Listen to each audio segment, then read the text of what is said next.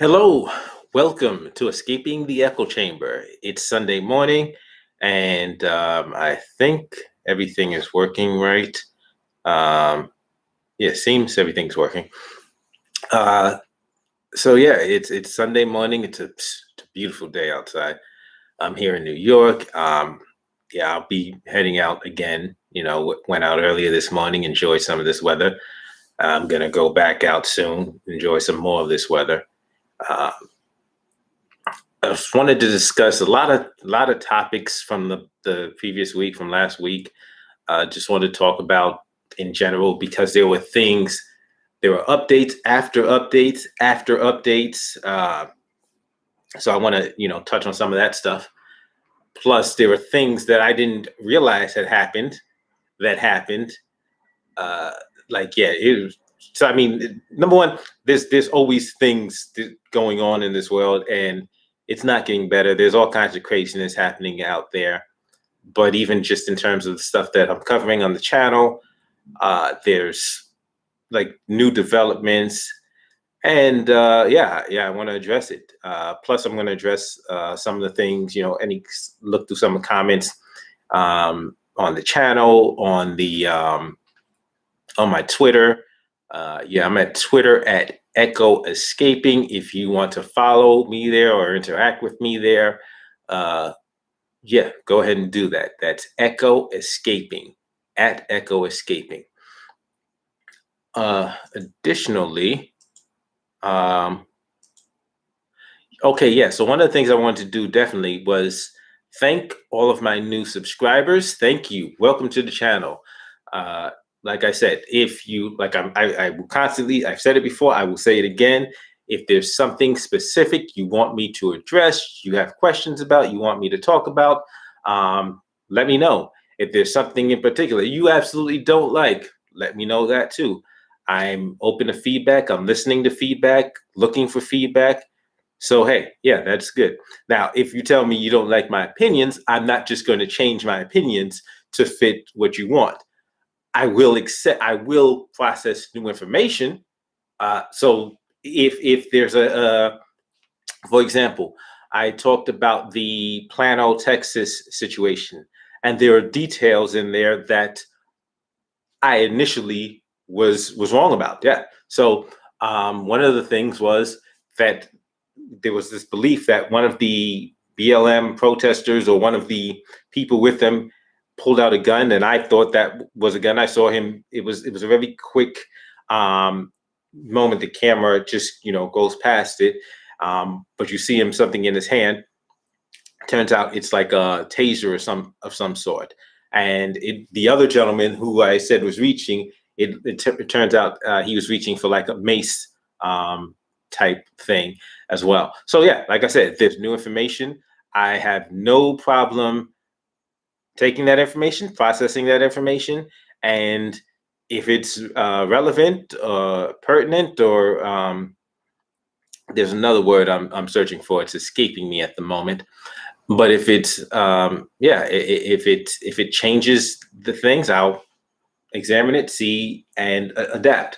Because I'm not just going to say this is what I believe, this is what I want to believe, and regardless of the facts, this is what I'm going to continue to believe. That's not growth. That's not intelligent. I make I form opinions based on the information that I am currently aware of. If I become aware of new information, yeah, that could change things. That could change my perspective, and that could change how I view a situation. But that's how it's supposed to be. That's how we're supposed to do things. That's how we're supposed to view the world. Unfortunately, right now, you've got so many people that they get stuck in a way, and they're like, okay, this is what I'm supposed to think. This is my team, and I'm going to run with this opinion, whether there's new information or not. Even worse than that, you've got so many people that are forming opinions based on no information. They've done no research. They've just listened to somebody that they like, and the person says something, and so they're like, okay, that's what I'm going with, and they just run with it.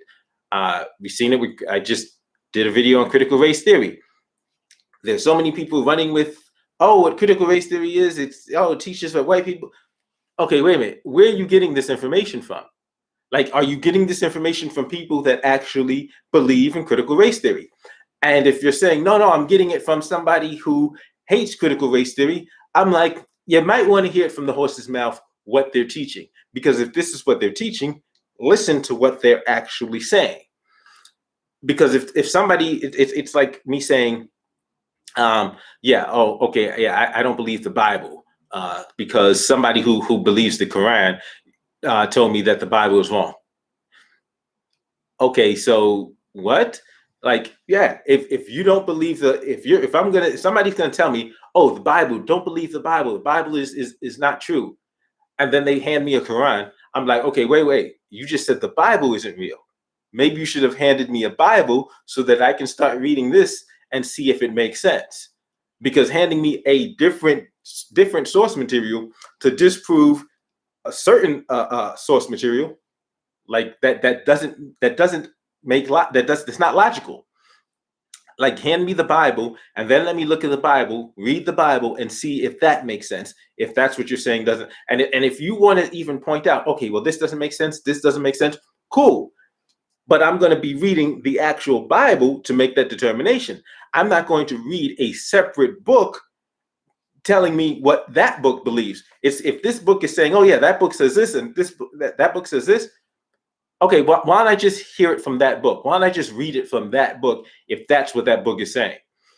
Because so many times people will straw man, mischaracterize, and just flat out lie, make stuff up about somebody else's position to serve their own agenda. I'm not with the dumbness. I'm not with the foolishness. If this is their position, then I want to hear it from them. If they're saying that, if their position with critical race theory is that every white person is racist, if that's what they're saying, okay, now I'm understanding. Now I've heard it from them, and now I can make a determination.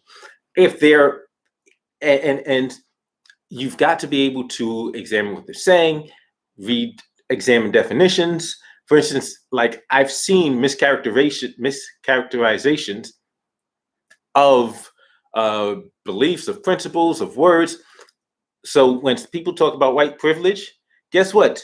You know, if somebody says you have white privilege, that doesn't mean you did anything. It really has nothing to do with nothing you're doing. White privilege means it's something that's being done to you or for you. That's what it means. It has nothing to do with, like, you can just be sitting there and breathing, and white privilege, the idea doesn't mean that you're actively doing anything at all. It just means you're existing, but it has to do with treatment you're receiving. That's what white privilege is.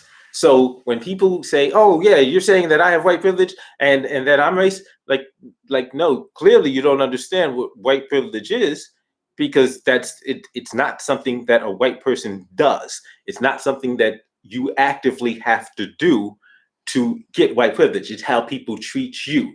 And I liked the way a friend of mine, Larry Sharp, put it.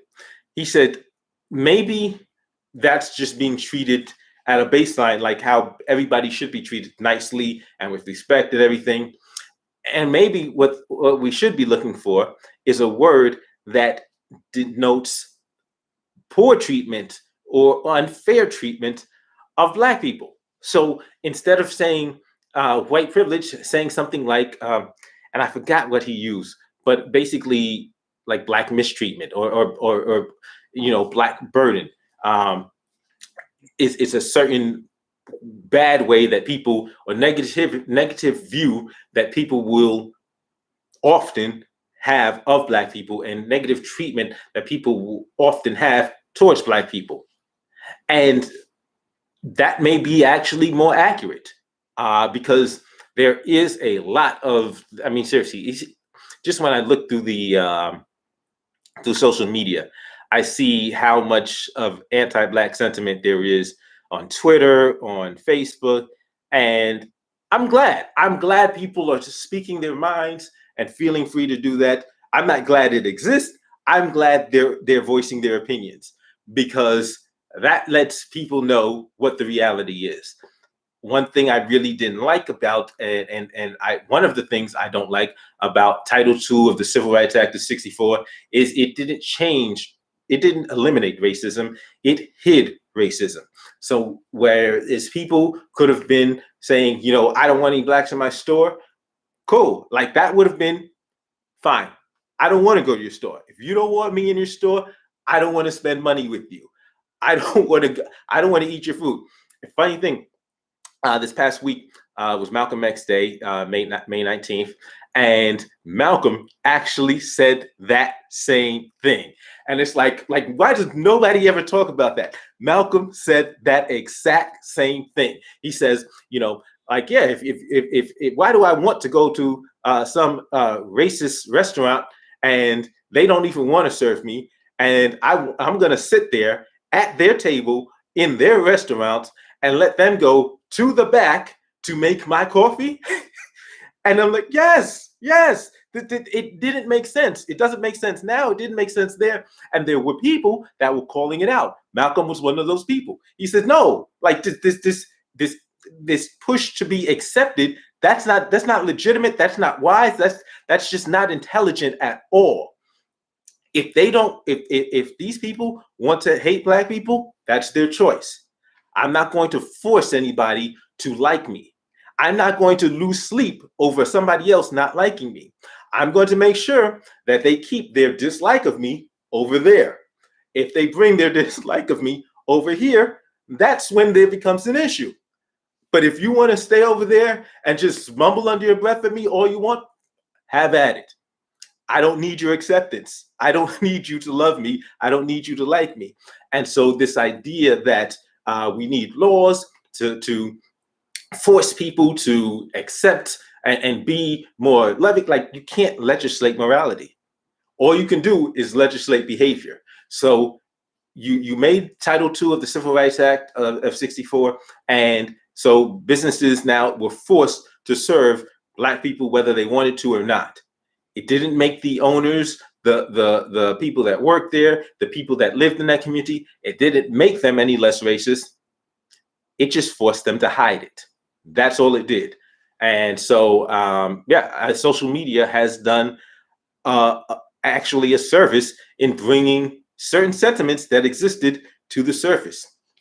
And what's really interesting is that 1964, that's 52 years ago, 50. I'm off on my math. Over 55 years ago. So, right. So if racism ended, that would mean that nobody under 55 years of age is racist. Yet you're seeing content from like these kids in the high school that were chanting the N-word. It's like, okay, clearly racism is surviving somehow. And clearly it's not just like this misguided notion that, as long as that generation, when that generation dies out, racism will be gone. No, it's an ideology. And some people will accept it. Some people will pass it on. Some people who don't get it directly from their parents, but get it from their peers or from whatever, it's still going to be out there. So let people have their opinions and let people voice their opinions so we know where everybody stands. That's something I am completely appreciative of, because if that person over there doesn't like me, doesn't like black people, cool. We do not have to have any interaction. We do not have to be, we do not have to deal with one another. We can stay separate, you with your opinions and me, living my life. But so yeah, there's a couple of things, a bunch of stuff. And like I said, again, for anybody who, thank you for all the new subscribers. Thank you for everyone who's watching the videos and enjoying the videos. Feel free to let me know what you want to see, what kind of content you want to see in the future, what kind of content you appreciate, what kind of topics you want to see me go deeper on. I said I'm not going to change my opinion, but like I've tossed every now and again, I'll toss some kind of entertainment talking about what was the last video? I was talking about some movie. Yeah, I was talking about the Venom trailer. If you're like, listen, we're not interested in that, let me know. Cool. I can like leave that off to the side, because if that's not what you're here for, if that's not what the subscribers, the viewers want to see, cool. I can just leave that kind of stuff alone and just, like put it on my personal Facebook page or something like that. If you like that kind of content, I could I could talk more about that kind of stuff too. But that's something like I said, I'm waiting for feedback on. But yeah, I talked about a lot of things last week, including the Joe Budden situation. So if you don't know, Joe Budden has a podcast, and it's a very successful podcast. And in fact, so the week prior, he fired Rory and Mal, his two co-hosts, on air. And, there was a lot of drama back and forth. I talked about how he had done an IG live, and he was talking about certain things that basically provide lessons for us when dealing with business, when dealing with friends in business. But at that time, I hadn't even watched Rory and Mal talking about the situation. So there is differences in their accounts of what transpired. And Rory and Mal are saying stuff like, hey, like this has been a long time coming. We've been asking questions about the money, about how the business is ran, and we've been wanting to have a bigger role in the business. So I had spoken on them as not as wanting to get paid more, but not wanting to do the work. According to them, that's not the case. So I have to correct that. Because according to them, they wanted to be more involved. According to them, Joe was like no, y'all just show up and like I got this, So according to them, they wanted to have a bigger role. They wanted to be more involved. But Joe was like, no, they wanted to take a look at the books, and they had been getting the accounting, and Joe had been giving them the runaround. And then finally it hit a head where, they're like, what's up? Like, this is like, we were supposed to see the accounting. Where's the accounting? And so that adds more perspective, greater perspective to what Joe was saying when he was saying he failed. When he called Kevin Hart and Kevin Hart told him he failed, especially after hearing them speak about it, there's no question he failed. He acknowledged he failed. And like that's a huge failure. That if you're the people that work for you, they want to become more involved, and they're not happy. They want a different situation. You've got to be willing to say, okay, I've got to, especially if they're your friends, like, how am I going to be like kind of like a control freak, or am I going to be willing to allow people that work for me to grow? Because if your mindset is, okay, you're going to work for me, but I don't want you to grow. I want to stay in charge of everything. I don't want anybody else, making executive decisions. That could be your choice. But the question is how much growth you can actually achieve with that mindset. Because, one person can do but so much. And if that's all you want from the people that work for you, are you going to have the best people? Because are the best people going to be content to just show up and, just come on there, make some witty statements and then leave? Or are the best people going to be the person that's like, okay, I want to know more, I want to learn more, I want to keep improving? And like, if they keep improving, they can do more for the company, they can do more for your business can grow, can expand. But if you just want to keep that like a one-man operation, remember, your business is only going to scale but so much if you're in charge of everything. If you're not willing to delegate responsibility and have people, surround yourself with the best people that want to do more and want to grow, want to learn more. Well, okay, so that lets you know about, that gives you an idea of how far your company is going to go and how far your business is going to go. And that's your choice. That's your decision. You can make that executive decision But if those good people that are willing to learn more and want to learn more and want to do more, if you just keep, just stay there, they're going to be like, okay, cool. And they're going to be on the phone with somebody else trying to go someplace else where they can do more, where they can grow, where they can get bigger, where they can expand, and where they're not dealing with somebody with an ego that just wants to keep them in their place. So yes, I definitely agree that massive failure on his part, and it's something he might want to consider if that's his approach to the business, especially if he's now going. He has Joe Budden TV, and he's expanding beyond just his podcast. Like, okay, dude, if you have other properties and other podcasts and other shows on your network, you're going to need more people. Like you're going to have to get to a point where you're willing to bring in people and allow people to grow so that your business can grow. But because it looks like you want your business to grow, so you're going to have to realize that the responsibilities of the people you're surrounding yourself is going to have to grow too. You can't just like pigeonhole people, say, okay, I just want you to do this, just show up, and then you're trying to do everything. You want to run everything. You want to produce, direct this show, the other show.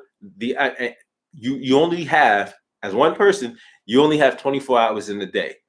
If you're not willing to delegate responsibilities and delegate tasks to other people and allow them to take on more responsibility as they want to, then that doesn't bode well for the future of your company, your organization. And there's people out there that are willing to delegate that authority, that are not just going to be like, no, it's my show and I'm going to be in charge of everything.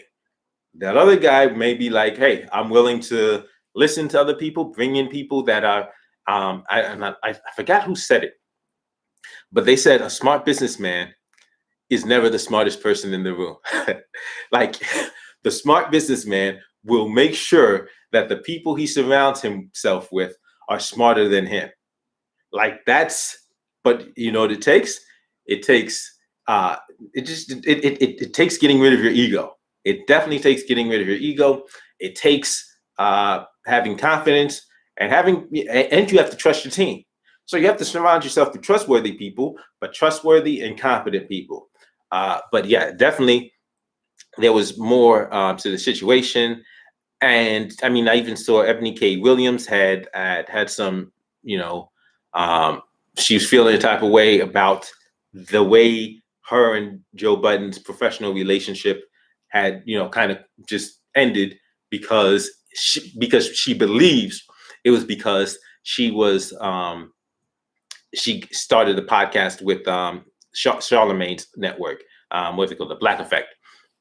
So when that happened, she feels that Joe Budden was really like, okay, and just cut her off, despite the fact that they had a good professional rapport before, and he just cut it off. Okay, responsible to Von Cobra, responsible trusting delegation. Yeah. You have to. Yeah, you have to have trust in your team. You have to. That's that's the way to go. I mean, if you don't trust your team, then why are they your team? Point blank, period. If you had these people that are working in your organization and you feel they're not trustworthy, then you probably shouldn't have them working for you. But if you're gonna have a team, you have to have the ability, the trust to let them do their job. And so you have to not just trust them, their character, but trust their ability, their competence. And that's your responsibility as a leader to make sure you're choosing the right people. You don't just surround yourself with yes men. See, there are people who are just ego driven. They'll surround themselves with yes men. And then these people don't know how to do the job. So they surround themselves with yes men. The yes men don't know what the hell they're doing. And then everything starts crumbling apart. And that's on the leader who chose just really, really crappy team members. And so Von Cobra, I actually wanted to address, because There's some comments I didn't respond to yet, like, and it's pretty heavy. So that's why I really wanted to do it um, on stream on video. So yeah, Von Cobra had also commented on uh, my critical race theory video. He talks about James Lindsay. So yeah, I haven't listened to James Lindsay yet. I'll go check him out. But at the same point, I do, like I said, I do want to hear it from the horse's mouth. I want to hear specifically from, and so I'm going to be rereading the 1619 Project. It's not that long, but I specifically want to hear what they're saying, because there's things in the 1619 Project, and that's where I had came up with that's why I'm theorizing that there's like a Marxist tint to it, where she's criticizing, the slavery and everything, but she's tying it to capitalism, and she's trying it. She seems to be tying it inextricably to capitalism, in an attempt to say, okay, so this is why we have to abandon capitalism because of slavery. And it's like no, like that's like you're missing the point. And so that's one of the sources I'm going to go to, Nicole Hannah-Jones and the 1619 Project. But I want to also address your question about the education gap, being specifically in the South. So Wisconsin. So yes, they talked about slavery, they talked about Jim Crow, but it's a lot of times it's the manner in which they talk about it. So lost cause history is where they talk about how the Civil War was over states' rights, and it was over the secession, and slavery existed, but it was, it was very short, and it wasn't that bad. They actually treated their slaves fairly well, and the slaves really wanted to, and a bunch of slaves really loved their masters. And this is the kind of stuff that lost cause history does. It's basically putting rose-colored glasses on some really horrendous behavior. And I don't know if, like, there's this belief, there's this refrain that comes saying that, oh yeah, we can't judge the behavior in 1700 by current standards, and what we know to be right and wrong today.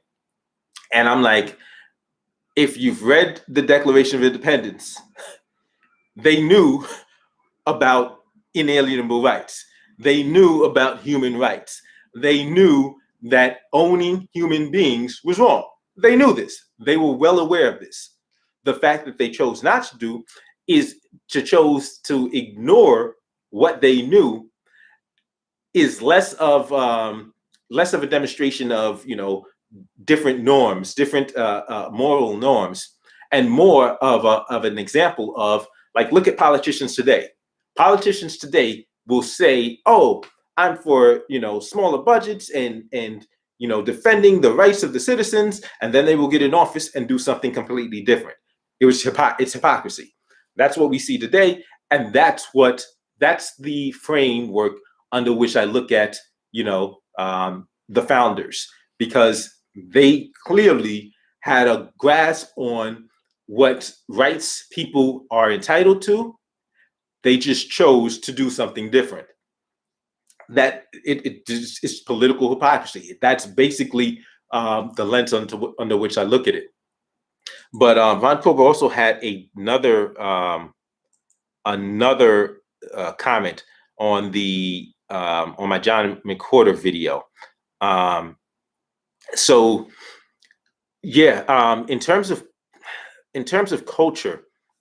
So yeah, I mean, there could be, because there's differences in, even if you take a look at Black culture in New York and then Black culture down south, there's differences. Like, so there's different vernacular, there's different slang, there's different, like, there's differences. And then you'll have different Black culture in the U.S. than you have in the Caribbean, then you'll have in Africa, in various countries in Africa. And so there are going to be differences, but and I think there's that same level of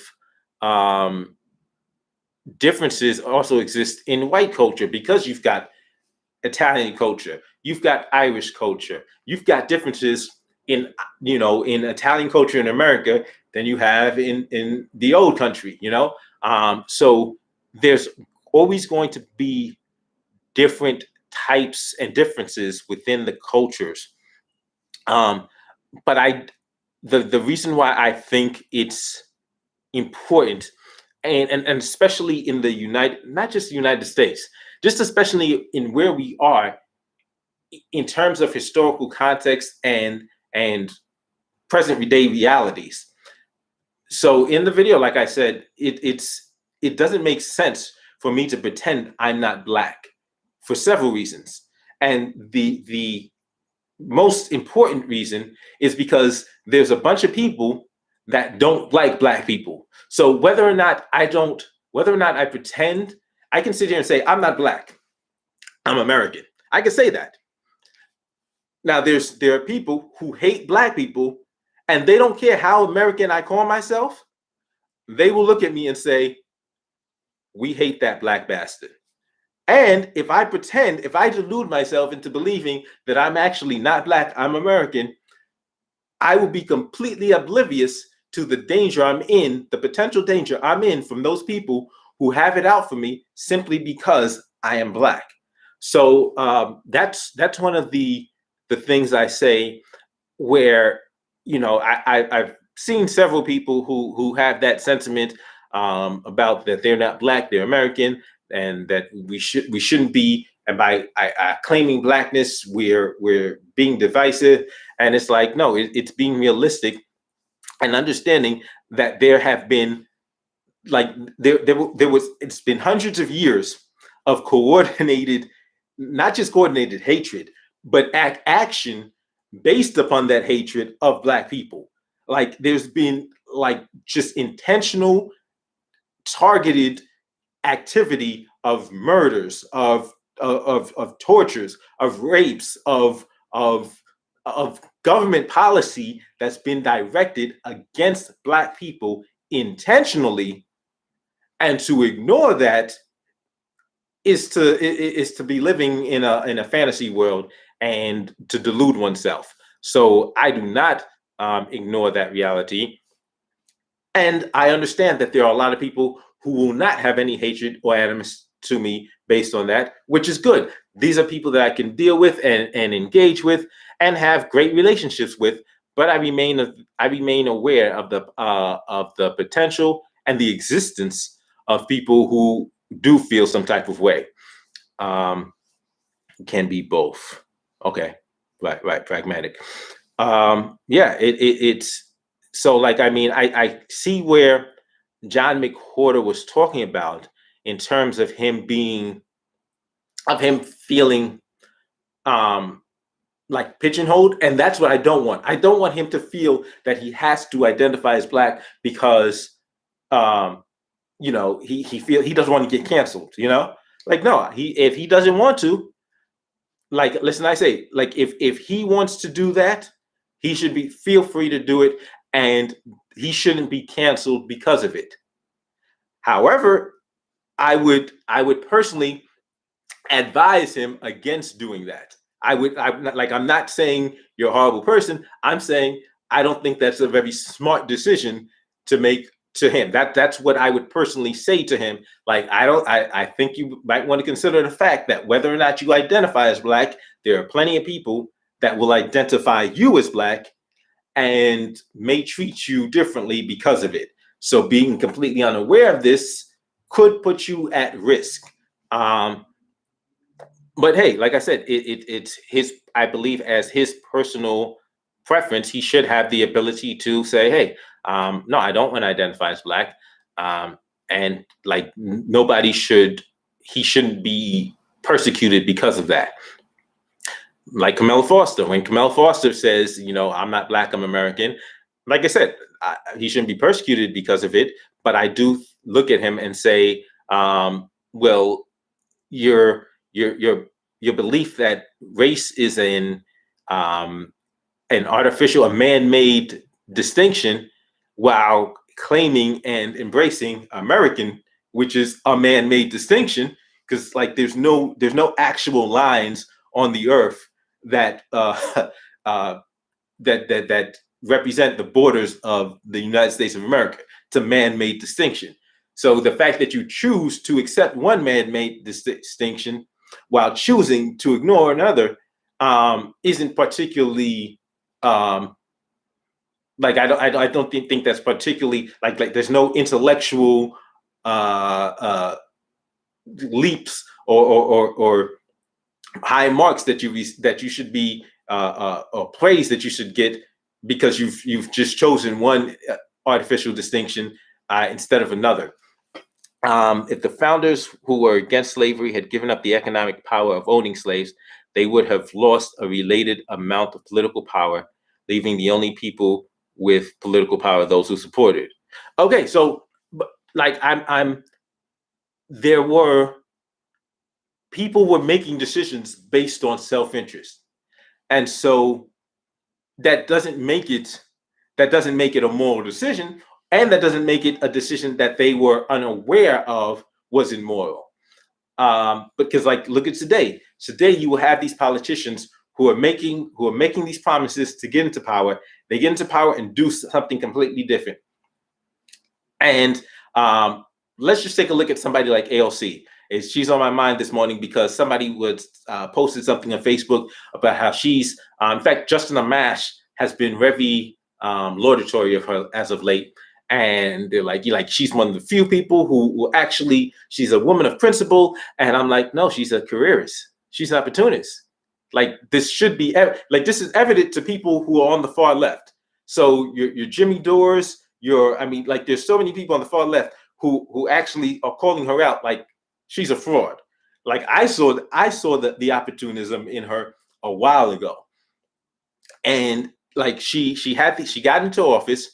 Like, so you got to realize she was making $26,000 a year. The year before she got into office, she made $26,000 that year. She gets into office, she's now making $176,000 a year, $150,000 more. And she's like, you know what? I'm not giving this up. I'm not giving this up.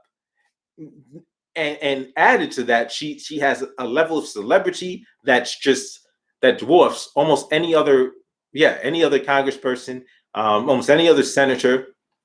And so she's got fame, she's got money, and she has potential power, but she wants more. But what she's doing is ingratiating herself with the establishment.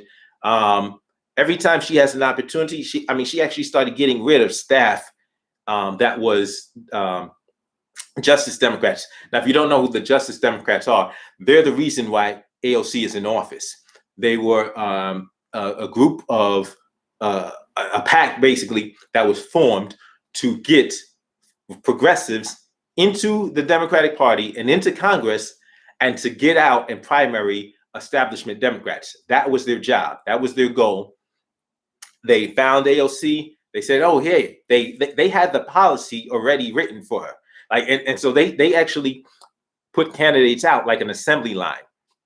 What they did was they have the policy, the platform already written. They find a candidate. Here's your platform. This is your platform.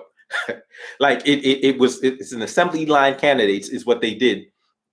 And as soon as she got into office, she started shifting, started getting rid of staff that was from the Justice Democrats, and then started bringing on more establishment people. And if you even see now the move she's making, didn't want to get Pelosi out of the leadership position, and didn't fight for the $15 minimum wage. Now, whether you support these policies or not, she claimed to support these policies, but she hasn't fought for them. She'll give lip service to them, but she won't actually. Okay, yeah. So Justice Democrats was started by Cenk Uygur, Kyle Kulinski from Secular Talk, and Shaikat Chakraborty and Zach Exley. I think Zach Exley. So those are the four co-founders of Justice Democrats, and they got rid of Cenk Uygur and Kyle Kulinski because of, well, they got rid of Cenk Uygur. Kyle Kulinski said, "This is some bull. I'm out of here." But yeah, it's like she just, if you go to Jimmy Dore has been going off on her for some months now, calling her out for, yeah, I mean, she's a careerist. Okay, so pragmatic hypocrisy or just follow morality. That this is why I think we have to trust that the founders who wrote how much they hated slavery actually did and were not covert racist. So I'm not so here's the thing. I know racism exists. I know that there are people who don't like me because I'm Black. However, let's say you have a cop who is willing to shoot me even though I'm unarmed, right? So if cops willing to shoot me even though I'm unarmed, I don't care if he's willing to shoot me because I'm Black or if he's willing to shoot me just because he's mad with power. Either way, I still end up dead.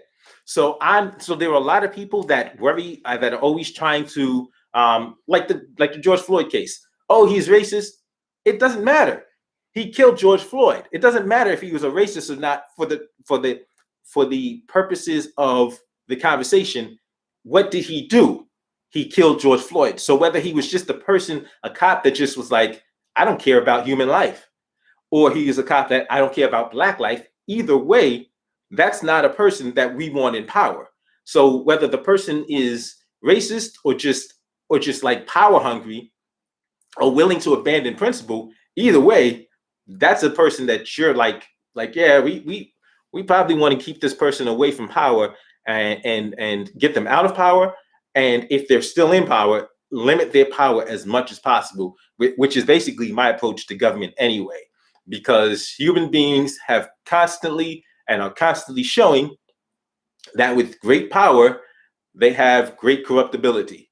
So it's a matter of actually, like, we need to get the power away from the government, because whether Republican, whether Democrat, what they are showing us is there's some trash. They are some absolute trash. And yeah, let's talk about tax day, because tax day just passed last week, and this just lines up right with it. Last year, 2020, we saw a economic crisis. I think the most significant economic crisis in my lifetime in this country, and it was just. I know 2008 was bad, but last year was just ridiculous. Businesses were out of business. Businesses folded. People were out of work. People were unable to pay their rent. They literally had to shut down just so many aspects of the economy because people were just suffering so much.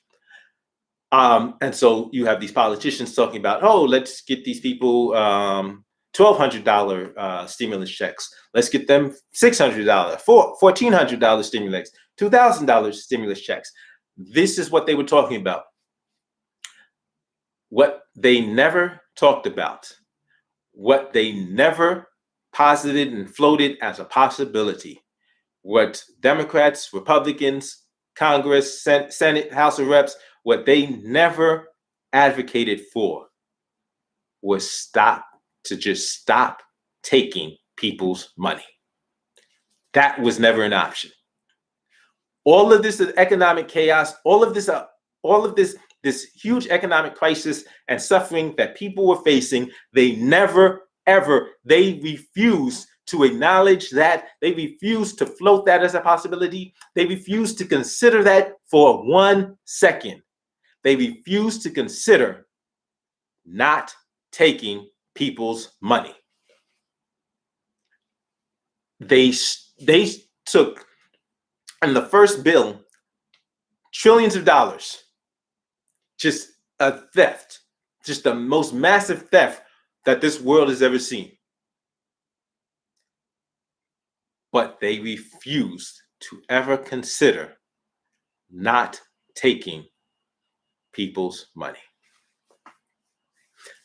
Like that in itself just is the perfect description of how horrible this government is. Like just absolutely horrible. So when people are playing this team sports with, Republicans are horrible. Republicans are just the party of lies, and then the Republicans are saying about the Democrats, oh yeah, the Democrats are just they're the party of chaos and disorder and anarchy, and they lack any kind of values and morals. And it's like, these people are just playing games. The culture war is a smokescreen so that the Republicans and Democrats can rob the people blind. That's all it is. This culture war is some nonsense so that the Republican and Democratic parties can rob this country blind. That's what they're doing.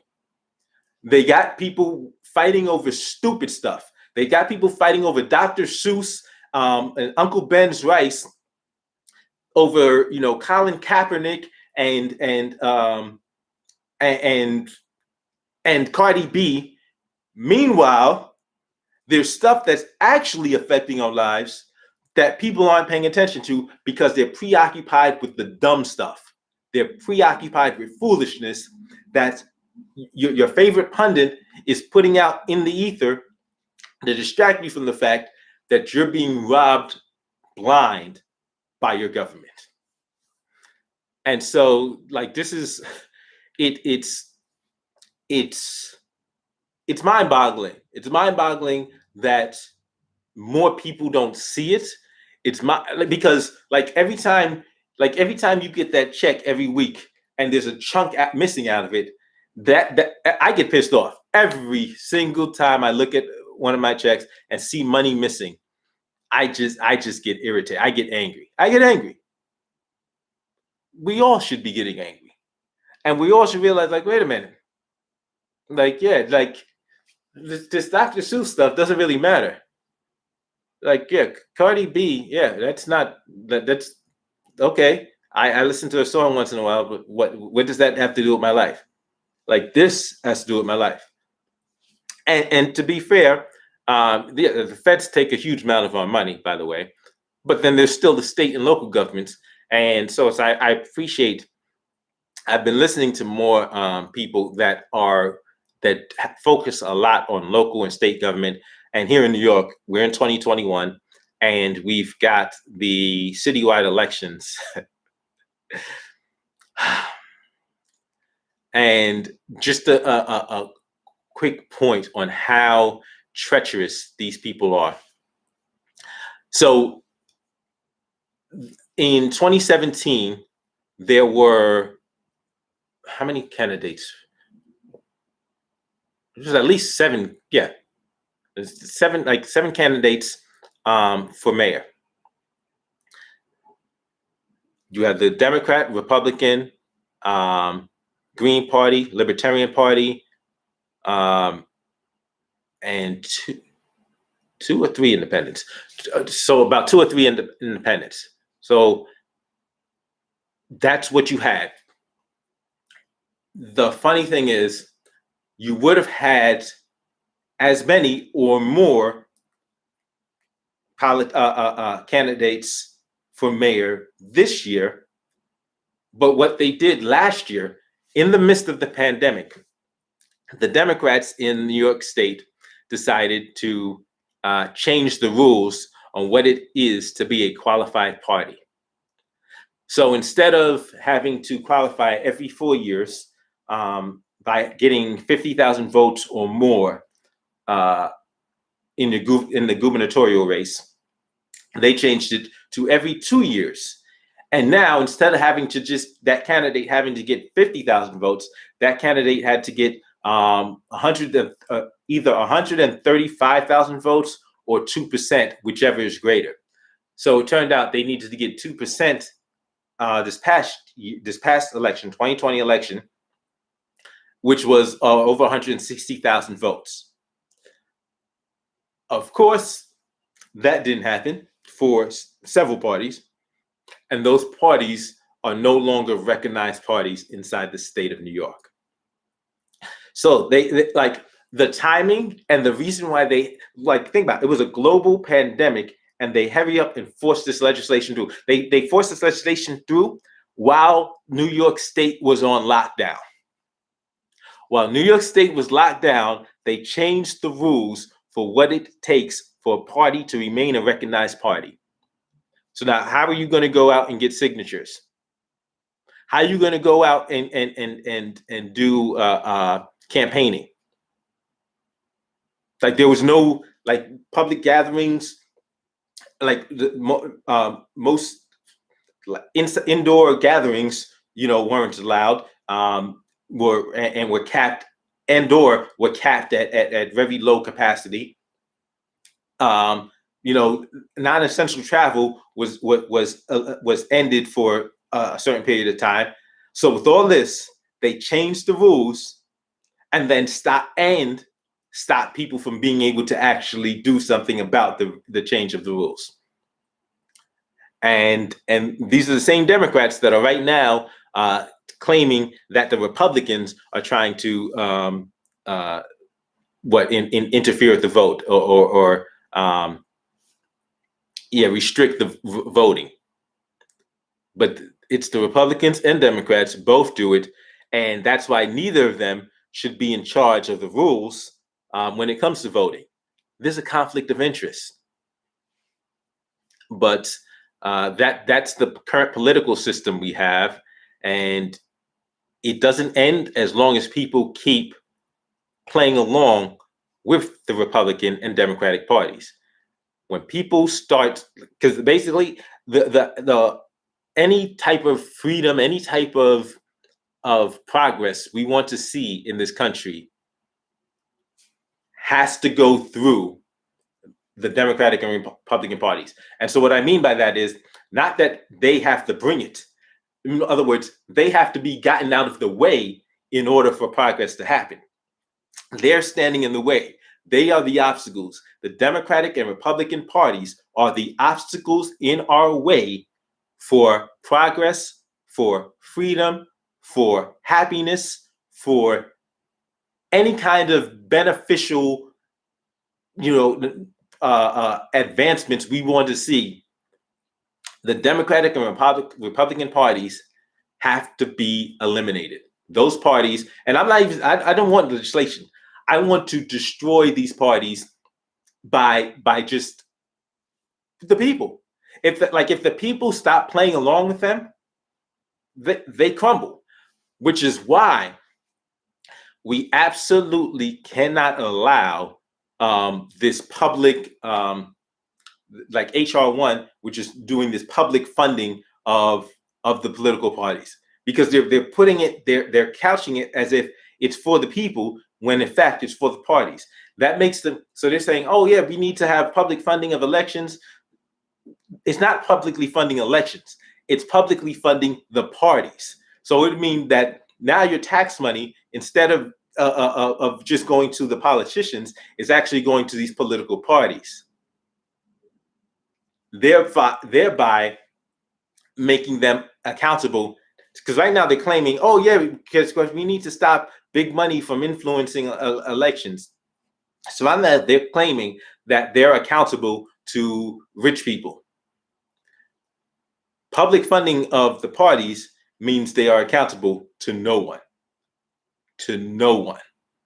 Why? Because the money is automatically coming to them, and how are you going to stop them now? That's why stuff like HR1, absolutely not. And if you want an example, that's what precipitated the rules change here in New York State, getting rid of, publicly funding the elections. That was how they used that. That was their entry operation into getting getting rid of the other parties. That's what they do. And it's like I said, it's not just the Republicans, it's Republicans and Democrats. They are horrible together. So one other thing I wanted to check on, wanted to touch on, was the cancel culture. Chrissy Teigen, said some vile stuff. She said a lot of vile stuff apparently over the years. Told this young girl to kill herself. I think she sent her a DM. And so now there are people on the right who claim that they hate cancel culture. Candace Owens is one of them. But Candace Owens was on this tear these past couple of weeks trying to get Chrissy Teigen canceled. Apparently, she succeeded. The right succeeded. Everybody who wanted Chrissy Teigen canceled succeeded because they pulled her stuff from, I think, Target and Macy's. They pulled her product lines out. So, yeah, Chrissy Teigen got canceled. I didn't realize that Nicole Arbor had been calling this out. And Nicole Arbor was like, no, that's cancel culture. We're supposed to, I thought we were against cancel culture. And as she's a comedian, so if you realize comedians have been among the most vocal opponents of cancel culture because they're most at risk. It's very likely that a comedian's going to say something that's going to piss off somebody, offend somebody, and then they're canceled. But Nicole Arbor came out, has said what she said, and apparently she went on Candace Owens' new show on the Daily Wire, and they had a debate, or basically Candace Owens, listen, Candace Owens stood on her, claiming that she's not supporting cancel culture; it's accountability culture. It's like, okay, stop it. Just people, if you're gonna be a massive hypocrite, at some point, just own it. But what's really crazy is if you're gonna do that, I expect the people around you to be able to say, yeah, you're doing exactly what you claim you were against. And there are a couple of people that are doing that, because there are a couple of people, even on the panel, you had Nicole Arbor, who was backtracking not because she felt that cancel culture is right. She was trying to backtrack against her direct criticism of Candace.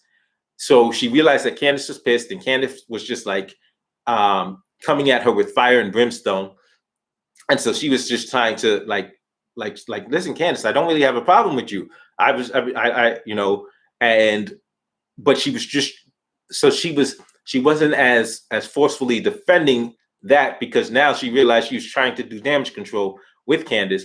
But the guy next to her kind of basically said, yeah, what's going on right now is just this ridiculous arms race of cancel culture. Everybody's trying to see who can cancel who, and it's stupid. And it's not getting better. If everyone's the right and the left are trying to one up each other on canceling people, and this is another example of that. If you're trying to call it anything other than cancel culture, no, you're being disingenuous, or you're just flat out lying. And so yeah, it doesn't make a lot of sense. And I'm wondering when there's going to be some kind of intellectual consistency. And I don't expect it from these pundits. They're getting paid. They're spreading just this ridiculous propaganda because it's profitable. I do expect people in general to be able to be to have a thought in their head, to be able to call out dumb foolishness and be no, I'm not going for that. No, you just said the exact opposite. I'm not just going to automatically, because it's you, ride with you in saying, going 180 degrees different, and now saying the exact opposite. But that's where we're at. We're at this team sports We're playing this culture war nonsense, and like I said, it's making it's making people at the top rich. It's keeping the Democrats and Republicans in power, but it's screwing over the rest of us. And maybe people wise up, or maybe they just keep getting screwed. I think a relatively low funding cap could be useful enough to get their message out, but get money out as the deciding factor. Let the message win votes, not the messaging. Okay, so see, here's the thing though. I like what I'm just talking about with people. The messaging, like, we have a horrible government, really, because like the people, the voters are getting what we deserve.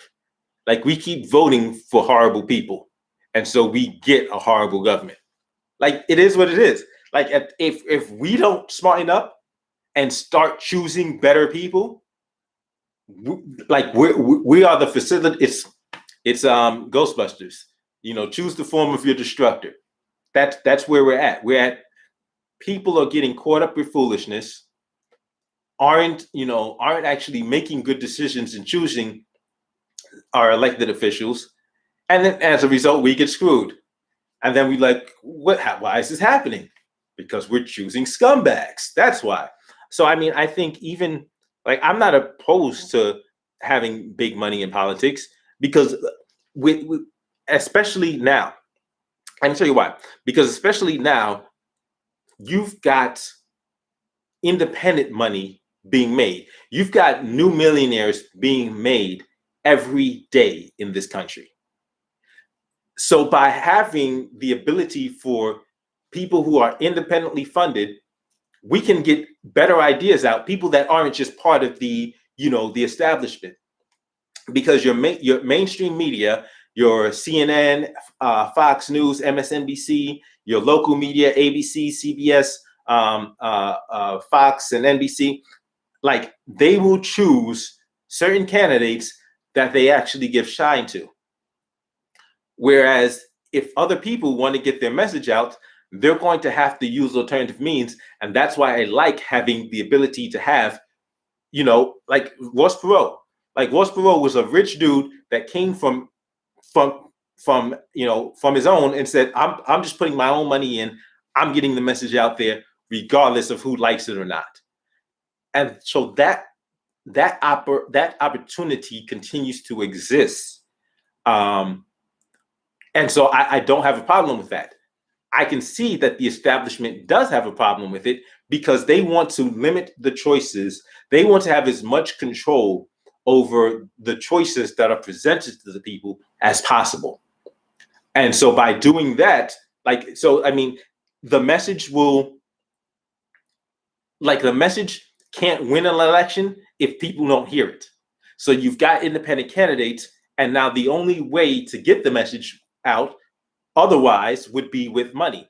But if they make it so that only the establishment is the one, that gets to choose who gets money, then we're screwed, and we just have Team Red and Team Blue continuing to play this game.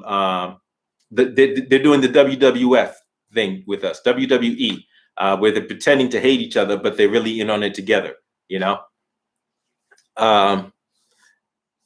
Oh yeah, so yeah, that's about. By the way, thank you for commenting. Thank you for watching. Once again, I say thank you to all the new subscribers to the channel. I'm about to end the stream. Thank you to Von Cobra, and for total funding cap would let independents compete. Total funding cap. Okay, I'm gonna think about that. I'm gonna give this some thought. Total funding cap. Okay, I'm gonna give that some thought, and in fact, I'm actually gonna be taking a closer look at HR1, because there's a lot. There's a lot in that bill, and they're pretending it's just to expand voting, and there's so much in that they're not talking about. So I'm going to be doing a deeper dive into that as well. Thank you for everyone for watching. As always, don't forget to give a thumbs up, like, share, subscribe.